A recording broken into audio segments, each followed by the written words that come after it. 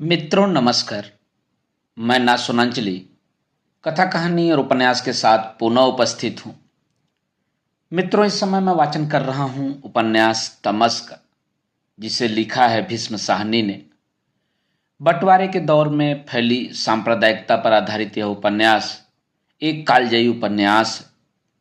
अब तक मैं उपन्यास तमस के द्वितीय खंड के भाग 17 तक का वाचन अपने वाचन के पिछले क्रम में कर चुका हूँ, जिसे आप क्रमवार कथा कहानी और उपन्यास के चैनल पर जाकर प्लेलिस्ट से सुन सकते हैं। आज लीजिए सुनिए उपन्यास तमस के भाग 18 का वाचन मेरे अर्थात नाथ सोनांचली के स्वर में। तुर्क आए थे, पर वे अपने ही पड़ोस वाले गांव से आए थे। तुर्कों के जहन में भी यही था कि वे अपने पुराने दुश्मन सिखों पर हमला बोल रहे हैं, और सिखों के जहन में भी वे 200 साल पहले के तुर्क थे जिनके साथ खालसा लोहा लिया करता था। यह लड़ाई ऐतिहासिक लड़ाइयों की श्रृंखला में एक कड़ी ही थी। लड़ने वालों के पांव 20वीं सदी के थे। सिर मध्य युग में। घमासान युद्ध हुआ। 2 दिन और 2 रात तक चलता रहा। फिर असला चुक गया और लड़ना नामुमकिन हो गया। अब गुरु ग्रंथ साहब की चौकी के पीछे सफेद चादरों से ढकी 7 लाशें पड़ी थी।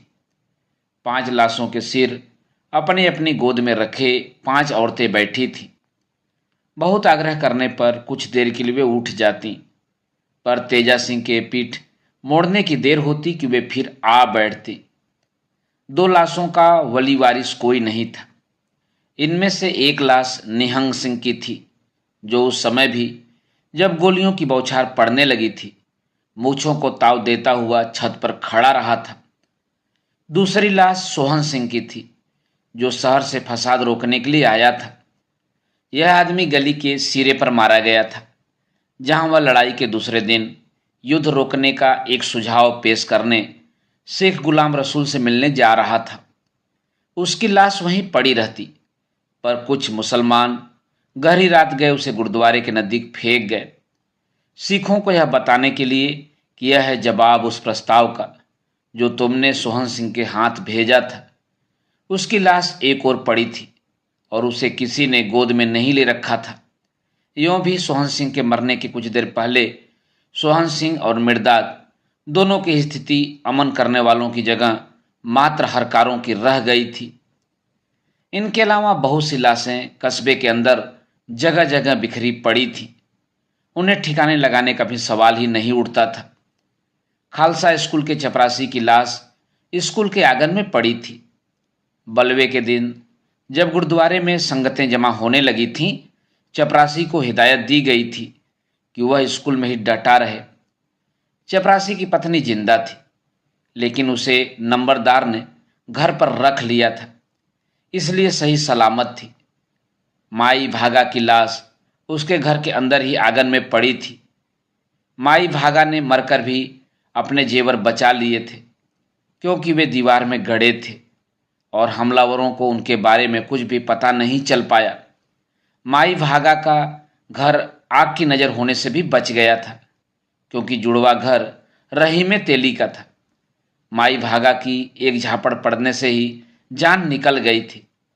बूढ़ा सौदागर सिंह भी मरा पड़ा था। उसे भी लोग गुरुद्वारे में पहुंचाना भूल गए थे। कुछ लाशें कस्बे के बाहर भी जगह जगह पड़ी थी। एक लाश कुएं के पास अवधि पड़ी थी। यह आदमी मुगालते में मारा गया था। यह कस्बे का भिश्ती अल्लाह रखा था, जो फिसाद के बावजूद अपनी मश्क लेकर चांदनी रात में कुएं पर चला आया था।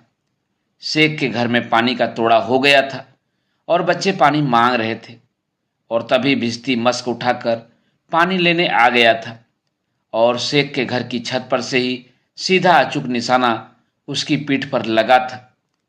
एक लाश किसी सरदार की थी, जो शहर से आने वाली सड़क पर पड़ी थी। फतेहदीन नानबाई, जिसकी दुकान गुरुद्वारे को जाने वाली गली के बाएं सिरे पर पड़ती थी, स्वयं तो बच गया था, लेकिन उसकी दुकान पर काम करने वाले दोनों छोटे छोटे लड़के मारे गए थे। फिसादों के बावजूद ये बच्चे भाग भाग कर दुकान में से बाहर आ जाते थे। कभी एक दूसरे के पीछे भागने लगते, कभी गली में खेलने लगते थे। इसके अलावा खालसा स्कूल में से आग के शोले अभी भी निकल रहे थे। बाईं गली के सिरे पर नदी के ऐन ऊपर वाले हिस्से में सिखों के सभी मकान आग की नजर कर दिए गए थे। दूसरी ओर कसाईयों की तीनों दुकानें और तेली मोहल्ले के 3-4 मुसलमानों के घर अभी भी जल रहे थे। अब गुरुद्वारे में असला लगभग खत्म हो चुका था। छत पर बैठा किशन सिंह हर मिनट 2 मिनट बाद एक आध गोली चला देता, ताकि दुश्मन को मालूम रहे कि मोर्चा कायम है, वरना अंदर हालत पतली हो चुकी थी। सारे गुरुद्वारे में एक प्रकार की थकान छाने लगी थी। आंखें एक दूसरे को देखती, पर मुंह से बोल नहीं फूटते थे। बारूद खत्म हो रहा था। न जाने किसके मुंह से निकला था, पर जिस जिसके कान में पड़ा वहीं निश्चेष्ट ताकता रह गया। असला दूसरी ओर शेखों के किले में भी चुक गया था, पर उसे छिपाने के लिए बार बार दोनों ओर से नारे लगाए जा रहे थे। अल्लाह अकबर, अल्लाह अकबर के नारे अब एक दिशा की बजाय 3 दिशाओं से आने लगे थे। नारे का जवाब गुरुद्वारे में से भी दिया जाता था, पहले से भी ज्यादा ऊंची आवाज के साथ, पर नारों का खोखलापन अब किसी से छिपा नहीं था। मुखबिरों की खबर थी कि मुसलमानों को बाहर से कुमुक पहुंचने वाली है, जबकि सिखों का संपर्क बाहर से कट गया था। 2 आदमी छिपे लुके कहुटा की ओर से कुमुक के लिए भेजे गए थे, जो अभी तक लौट कर नहीं आए थे। युद्ध परिषद का विचार था कि पैसे दे लेकर सुलह कर ली जाए, और उन्होंने अपने एलची द्वारा शेखों से बात शुरू भी कर दी थी। गुरुद्वारे के अंदर दरवाजे के पास युद्ध परिषद के 5 सदस्य तेजा सिंह जी के साथ समझौतों की शर्तों पर विचार कर रहे थे। 2 लाख मांगते हैं। 2 लाख हम कहाँ से दें? तेजा सिंह ने आवेश में कहा। आपने छोटे ग्रंथी को क्या कहलाकर भेजा था? एक सदस्य ने पूछा। समझौते की बातचीत के लिए तेजा सिंह ने सोहन सिंह के मर जाने के बाद मिर्दाद को बिचौलिया बनाने की कोशिश भी की थी, क्योंकि वह फसाद के पहले सुलह कराने की कोशिश करता रहा था। पर उसे जब पता चला कि रुपया ले देकर गोली चलाना बंद होगा, तो उसने मुंह फेर लिया। लाचार होकर तेजा सिंह ने ग्रंथी के छोटे भाई, जिसे सभी छोटा ग्रंथी कहकर पुकारते थे, संदेश देकर भेजा था। मैंने कहा था 20-30 हजार कहना, तेजा सिंह ने कहा, पर वे 2 लाख मांगते हैं। उन्हें पता चल गया होगा कि हमारी हालत कमजोर पड़ गई है। उनके बाप को भी पता नहीं चल सकता, पंसारी हीरा सिंह ने तैस में आकर कहा। हमने उनके कम आदमी नहीं काटे हैं, 19-20 का ही फर्क होगा। सिंह जी, यह बदकिस्मती हमारी कि असला चूक गया। दूर से आवाज आई, अल्लाह अकबर। जेवर गहने कितने इकट्ठे हुए हैं? एक और सदस्य ने पूछा। तेजा सिंह ने उठकर गुरु ग्रंथ साहब की चौकी के सामने रखे एक बक्से के पास गए। उसे खोलकर उन्होंने गहनों को, जो स्त्रियां अपने शरीर पर से उतार उतार कर डाल गई थीं, अपने दोनों हाथों में लिया और उनके वजन का अंदाजा लगाते हुए उनका मूल्य आंकने लगे। 20-25 हजार से ज्यादा का नहीं होगा। वे 2 लाख मांगते हैं। हम 2 लाख कहाँ से लाएं? देना चाहें तो 2 लाख आप अकेले दे सकते हैं तेजा सिंह जी, आपने बड़ी माया इकट्ठी की है। पर तेजा सिंह ने इस टिप्पणी की ओर कोई ध्यान नहीं दिया। कहो 50 हजार देंगे। 50 हजार बहुत कम है, वे नहीं मानेंगे। तुम कह के तो देखो, नीचे से शुरू करोगे तो कहीं 1 लाख पर फैसला होगा। तेजा सिंह ने छोटे ग्रंथी को बुला भेजा। जाओ ग्रंथी जी, उनके साथ 1 लाख तक फैसला कर लो, पर शर्त यह है कि बाहर से आने वाले लोग नदी पर चले जाएं, फिर अपने 3 नुमाइंदे भेज दें। हमारे आदमी थैलियां लिए खड़े होंगे। छोटे ग्रंथी ने हाथ बांधकर कहा, सद बचन महाराज, पर अगर उन्होंने कहा कि थैलियां पहले दो, हम नदी पार बाद में करेंगे, तो मैं क्या कहूं? इस पर पंसारी फिर तैस में आ गया। क्यों, क्या हमारी जबान का एतबार नहीं है? क्या हम लाहौरिये हैं, अमृतसरिये हैं कि आज कुछ कहें और कल कुछ? हम सैयदपुर के रहने वाले हैं, हमारी जबान पत्थर की लकीर होती है। सैयदपुर के निवासी होने का सिखों को भी उतना ही गुमान था जितना मुसलमानों को। सभी को सैयदपुर की लाल मिट्टी पर, बढ़िया गेहूं पर, लुकाटों के बागों पर, यहाँ तक कि सैयदपुर के कड़े जाड़ों पर और बर्फीली हवा पर समान रूप से नाज था। और इसी भांति अपनी मेहमान नवाजी पर, दरिया दिली पर और हंसमुख स्वभाव पर भी नाज था। फंसा शुरू होने पर दोनों ओर के लोग सैयदपुर के निवासी होने के नाते ही छाती ठोककर मैदान में कूदे थे। चांद फिर निकल आया था, जिससे मोर्चे वालों को रात का दृश्य भयावह लगने लगा था। आज रात फिर गोलाबारी हुई तो कुछ भी हो सकता है, आगजनी भी हो सकती है, लूटपाट भी हो सकता है। अब सभी निर्णय गलत जान पड़ते थे। गुरुद्वारे में इकट्ठा होना भूल थी, शेख गुलाम रसूल और उसके साथियों से बातचीत तोड़ देना भी भूल थी। इन भूलों का कोई अंत नहीं था। अगर दुश्मन पर गालिब आ जाते तो यही भूलें रणनीति की बढ़िया चालें मानी जाती। शेख गुलाम रसूल के घर के बाहर चबूतरे पर कुछ लोग बैठे बतिया रहे थे। अपनी लाशें ठिकाने लगाने का इन्हें भी मौका नहीं मिला था, मगर जहां गुरुद्वारे की स्थिति एक घिरे हुए स्थान की थी, वहां सिखों का मकान खुली जगह पर था। उसका संपर्क आसपास के सभी गांवों से था। चबूतरे पर बैठे मुजाहिद बाहर से आए थे। सभी अपने अपने कारनामों के किस्से सुना रहे थे, अपने अपने अनुभव सुना रहे थे। हम जब गली में घुसे तो कराड़ भागने लगा, कोई इधर जाए कोई उधर जाए। हिंदुओं की एक लड़की अपने घर की छत पर चढ़ गई। हमने देख लिया जी। सीधे 10-12 आदमी उसके पीछे छत पर पहुंच गए। वह छत की मोटर लांग कर दूसरे घर की छत पर जा रही थी। जब हमने उसे पकड़ लिया, नबी, लालू, मीरा, मुर्तजा, बारी बारी से सभी ने उसे दबोचा। ईमान से एक ने संसद से पूछा, कसम अल्लाह पाक की, जब मेरी बारी आई तो नीचे से नहूं नहा, वह हिले ही नहीं। मैंने देखा तो लड़की मरी हुई। और वह खोखली सी हंसी हंसकर बोला, मैं लाश से ही जना किए जा रहा था। ईमान से उसके साथी ने हुंकारा सा भरते हुए कहा, कसम कुरान शरीफ की, मैं ठीक कहता हूं, पूछ ले जलाल से। यह भी वहीं पर था। तभी हमने देखा औरत मरी हुई है और उसने मुंह टेढ़ा करके थूक दिया। एक और मुजाहिद सुनाने लगा, वक्त वक्त की बात है, एक बागड़ी औरत को हमने गली में पकड़ा। हम कराड़ों के घर के अंदर से निकल रहे थे। ऐसा हाथ चल रहा था, जो सामने आता एक बार में गर्दन साफ हो जाता। यह औरत सामने आई तो चिल्लाने लगी, हरामजादी कहे जा रही थी, मुझे मारो नहीं, मुझे तुम सातों अपने पास रख लो, एक एक करके जो चाहो कर लो, मुझे मारो नहीं। फिर क्या? अजीजे ने सीधा खंजर उसकी छाती में मारा, वहीं खत्म हो गई। ढलान पर छिटकी चांदनी में छोटा ग्रंथी धीरे धीरे ढलान पर उतर रहा था। नदी के किनारे मुसलमानों के नुमाइंदे संधि वार्ता के लिए खड़े थे। गुरुद्वारे की एक खिड़की से ढलान नजर आती थी, इसलिए बहुत से लोग दम साधे छोटे ग्रंथी की ओर देखे जा रहे थे। चांदनी रात में बस एक काया सी नीचे उतरती आ रही थी। तभी छत पर भागते कदमों की आवाज आई और एक निहंग सिंह ने वहीं से आवाज दी, पश्चिम से बलवाई आ रहे हैं, दुश्मनों को कुमुक मिल गई है। और देखते ही देखते दूर से सचमुच बलवाइयों की परिचित आवाज कानों में पड़ी, ढोल बजने की आवाज और अल्लाह अकबर नारे की आवाज। तेजा सिंह का चेहरा उतर गया। बड़ा ग्रंथी जो खिड़की से जुड़ा अपने छोटे भाई को ढलान उतरता देख रहा था, चिल्ला उठा, मत जाओ मेहर सिंह, लौट आओ। पर छोटे ग्रंथी ने नहीं सुनी।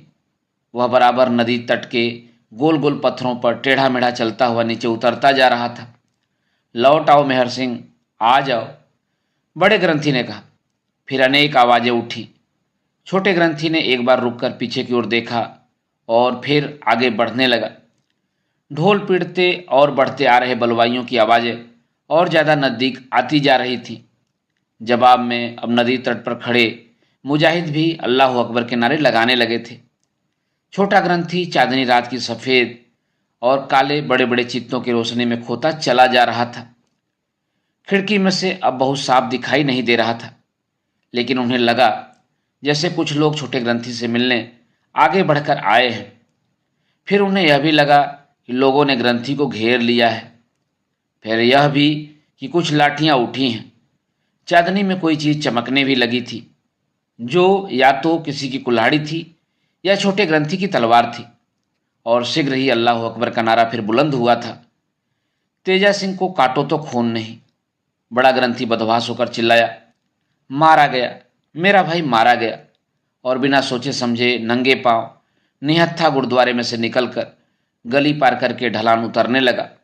रोको रोको इसे, किसी ने चिल्लाकर कहा, जिस पर दरवाजे पर तैनात निहंग सिंह ग्रंथी के पीछे लपका और ढलान के बीचों बीच जाकर उसे कमर से पकड़ लिया और फिर उसे बाहों में उठाकर वापस लाने लगा।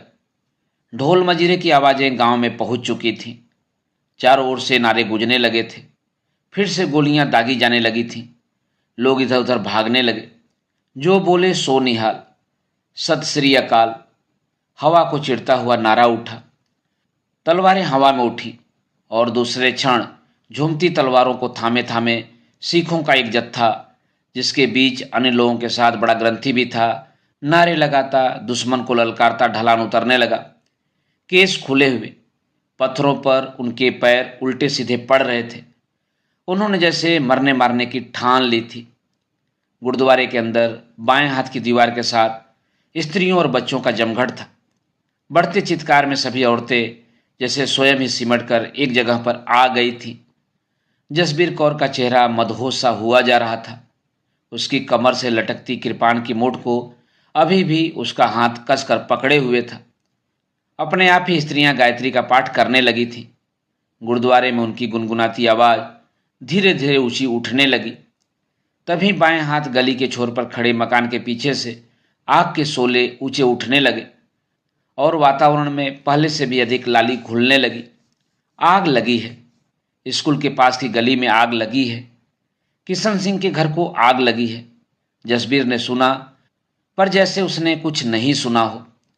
उसके शरीर में बार बार एक लहर सी उठ रही थी और आंखों के सामने कुछ भी साफ दिखाई नहीं दे रहा था, जैसे सब चीजें तैर रही हों, अधखिली रोशनी में उसके इर्द गिर्द घूम रही हों।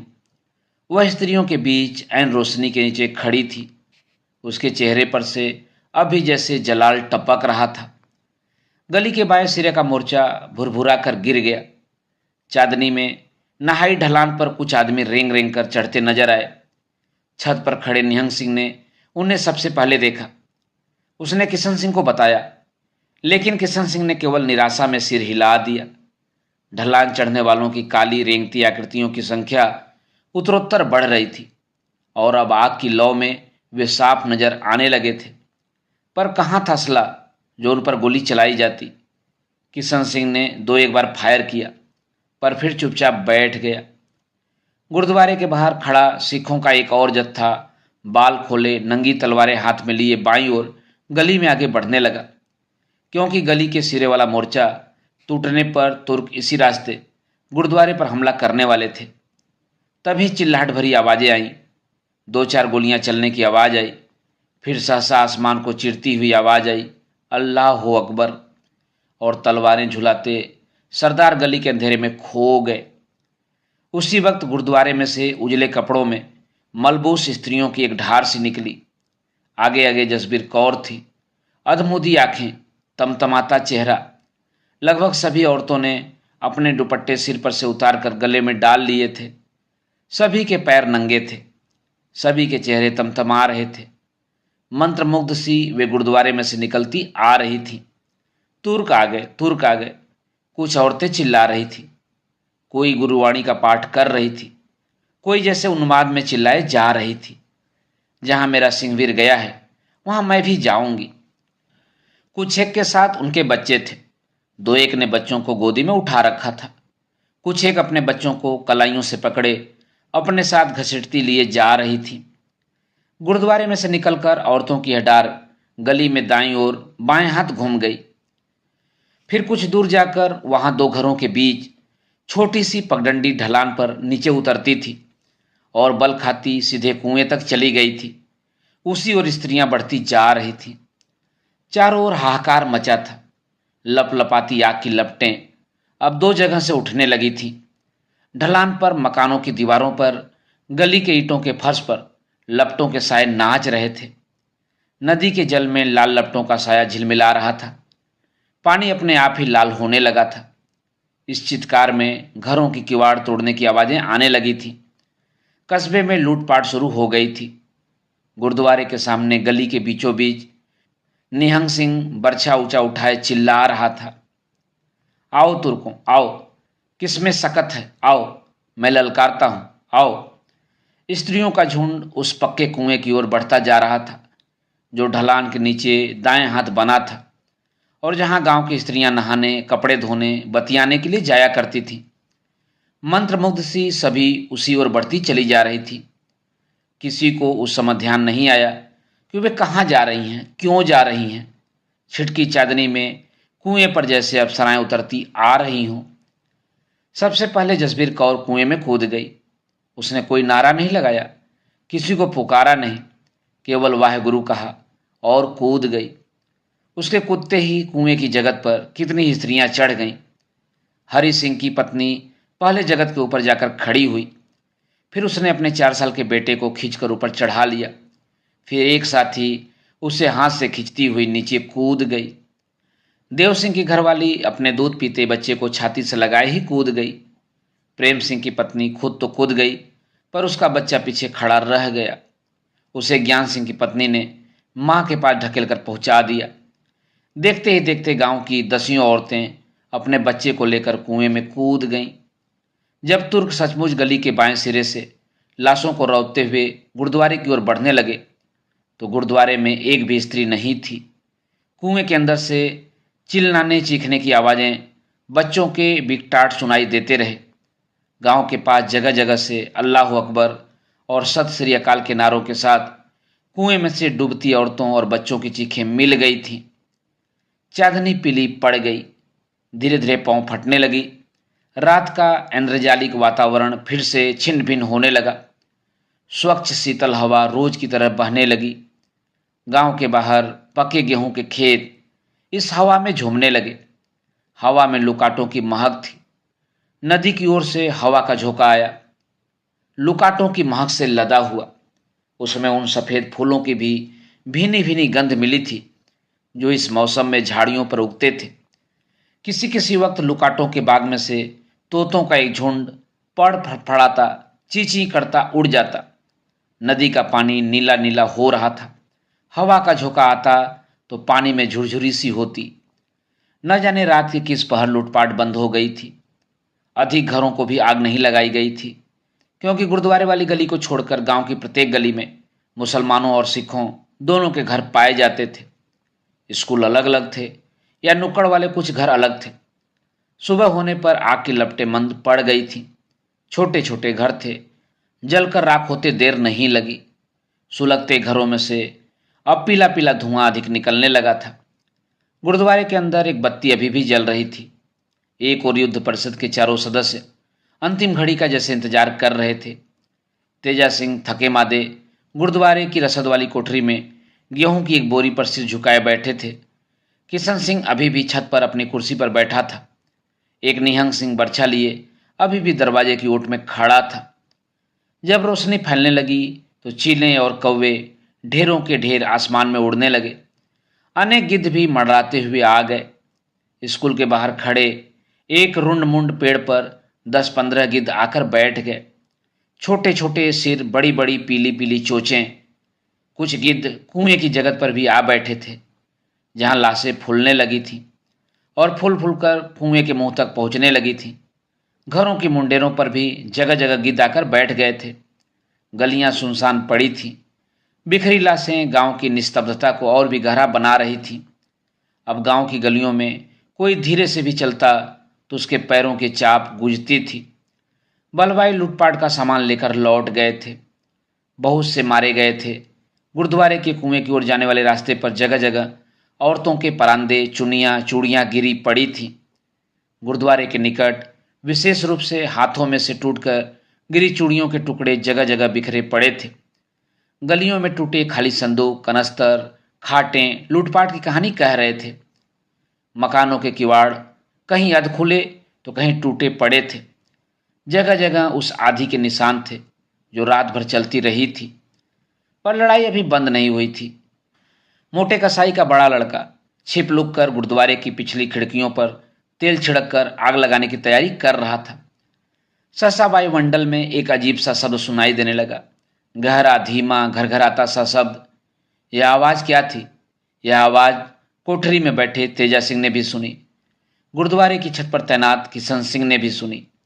शेखों की हवेली से भी सभी के कानों में पड़ी। सभी ठिठक गए। मोटे कसाई का बेटा भी ठिठक गया, जो गुरुद्वारे को आग लगाने जा रहा था। यह कैसी आवाज थी? घरघराती गहरी सी आवाज, जो बराबर ऊंची होती जा रही थी। दरवाजों दीवारों की ओट में खड़े या बैठे इक्के दुक्के लोग बाहर झांकने लगे। किशन सिंह कुर्सी पर से उठ बैठा और भागकर मुंडिर के पास जा खड़ा हुआ। हवाई जहाज था, बड़ा सा, बड़े बड़े काले डैनों वाला हवाई जहाज, घाटियों पहाड़ियों के ऊपर डैने फैलाए घरघराता गांव की ओर आ रहा था। किसी किसी वक्त उसके डैने स्याह काले पड़ जाते, पर किसी वक्त वे चांदी की तरह झिलमिलाने लगते। कभी उसका दाया डैना नीचे की ओर झुक जाता, कभी बायां। हवाई जहाज हवा में मानो अटखेलियां करता चला आ रहा था। जब वह नजदीक पहुंचा तो लोग उठ उठ कर बाहर आने लगे। गलियों छतों चबूतरों पर आकर लोग खड़े हो गए और बड़ी उत्सुकता से हवाई जहाज की ओर देखने लगे। गांव के ऊपर उड़ते समय जहाज और भी नीचा हो आया था और जहाज के अंदर बैठा चालक गोरा फौजी अपना हाथ हिला हिलाकर नीचे खड़े लोगों का अभिवादन कर रहा था। उसकी बड़ी बड़ी ऐनकों के नीचे कुछ लोगों को उसकी मुस्कुराहट नजर आ रही थी। मुस्कुराया है, मैंने खुद देखा है, बाहर खड़ा एक लड़का दूसरे से बोला। उसने हाथ में सफेद रंग का दास्ताना पहन रखा है, यूं हाथ हिला रहा था, तूने नहीं देखा? सभी हाथ थम गए। अब और कुछ नहीं होगा, अंग्रेज तक फंसाती खबर पहुंच गई है। अब कोई आग नहीं लगाएगा, बंदूक नहीं चलाएगा। मोटे कसाई के बेटे ने, जिसने गुरुद्वारे की खिड़कियों पर तेल छिड़क दिया था और बस दिया सलाई लगाने की ही देर थी, अपने हाथ खींच लिए। लोग मुंह बाएं हवाई जहाज की ओर देखते जा रहे थे। काकपिट में बैठे गोरे सिपाही ने गुरुद्वारे के ऊपर से उड़ते हुए हाथ हिलाया। नीचे छत पर खड़े किशन सिंह को लगा जैसे गोरे हवाबाज ने उसी को लक्ष्य करके हाथ हिलाया है। उसने अपने साथी सैनिक का अभिवादन किया है। किशन सिंह, जो अभी तक परेशान और बदहवास खड़ा था, उठकर अटेंशन खड़ा हो गया और एड़ियां टकराकर सैल्यूट मारी। आखिर सैनिक सैनिक ही होते हैं, एक सैनिक दूसरे सैनिक को सैल्यूट किए बिना नहीं रह सकता। किशन सिंह का दिल बलियों उछलने लगा। बर्मा की लाम में हर शाम वह अपने कप्तान जैक्सन से मिलने जाया करता था। जैक्सन हमेशा बड़े ध्यान से उसकी बात सुनता था और उसके सैल्यूट का जवाब बाकायदा सैल्यूट से दिया करता था। किशन सिंह ने भावोद्रेक में जोर जोर से हाथ हिलाते हुए चिल्लाकर कहा, guard save the king, Sahib guard save the king. हवाई जहाज आगे जा चुका था और अब शेखों की हवेली के ऊपर उड़ रहा था। किशन सिंह आंखें फाड़ फाड़ कर उस ओर देखने लगा। शेख के घर की छत पर भी लोग चढ़ आए थे और हाथ हिला हिलाकर अंग्रेज हवाबाज का अभिवादन करने लगे थे। किशन सिंह देखना चाहता था कि गोरे सैनिक ने मुसलों के अभिवादन का जवाब दिया है या नहीं, और उसे सचमुच लगा जैसे पायलट ने सचमुच हाथ अंदर खींच लिया है। यह देखकर किशन सिंह को हार्दिक खुशी हुई। वह खड़े खड़े चहक उठा। 2 दिन पहले आ जाते साहब तो हमारा इतना ज़्यादा नुकसान तो नहीं होता, मगर कोई फिक्र नहीं। फिर किशन सिंह को जोश आ गया। उठियां भींचकर शेखों के घर की ओर देखकर चिल्लाकर बोला, अब चलाओ गोली मुसलों। लो, मैं सामने खड़ा हूं, चलाओ गोली। अब क्यों नहीं चलाते? पहले बड़े शेर बनते थे, अब चलाओ गोली। और भारी भरकम देह वाला किशन सिंह मुंडेर के पास खड़ा हाथ झुलाता, मुठ्ठियां दिखाता पागलों की तरह नाचने लगा। तेजा सिंह सोच रहे थे कि जल्दी से जल्दी शहर पहुंचना होगा और पहुंचकर डिप्टी कमिश्नर साहब को इन सारी घटनाओं का ब्यौरा देना होगा। सारे नुकसान की फेहरिस्त बनाकर उन्हें देनी होगी। अब आए तो क्या आए, पर कोई बात नहीं, हमने भी अच्छे भूने हैं। मुसले फिर कभी हमारे साथ लड़ने की हिम्मत नहीं करेंगे। गुरुद्वारे के पिछवाड़े में खड़े मोटे कसाई के बेटे ने मिट्टी के तेल की बोतल नाली में उड़ेलकर चबूतरे के नीचे छिपा दी। सूखी थिगलियां गुरुद्वारे के एक झरोखे में से अंदर को फेंक दी और दिया सलाई से सिगरेट सुलगाकर सिगरेट के कस लेता हुआ जिधर से आया था उधर ही लौट गया। हवाई जहाज ने कस्बे के अंदर 3 चक्कर लगाए। तीसरा चक्कर लगाते समय नीचे खड़े लोग गांव में भी हाथ हिला हिलाकर उसके अभिवादन का जवाब दे रहे थे। 3 चक्कर लगाने के बाद वह अन्य गांवों की ओर बढ़ गया। कस्बे का माहौल बदल चुका था। लोग बाहर आने लगे थे। लड़ाई बंद हो गई थी। लाशें ठिकाने लगाई जाने लगीं। कुछ लोग अपने गहने कपड़ों की जांच करने अपने अपने घरों की ओर चल दिए कि क्या बचा है, क्या कुछ लूट लिया गया है। सेवादार और निहंग सिंह गुरुद्वारे को धोने साफ करने में लग गए। उधर शेख के हुक्म से मस्जिद भी बुहारी धोई जाने लगी। दोनों समुदायों के लोग अपने अपने धर्मस्थल को धो धोकर साफ कर रहे थे। जिस जिस गांव पर हवाई जहाज उड़ता गया वहीं पर ढोल बजने बंद हो गए, नारे लगाए जाने बंद हो गए, आगजनी और लूटपाट बंद हो गई। मित्रों, अभी आप सुन रहे थे उपन्यास तमस के भाग 18 का वाचन मेरे अर्थात ना सुनांचली के स्वर में।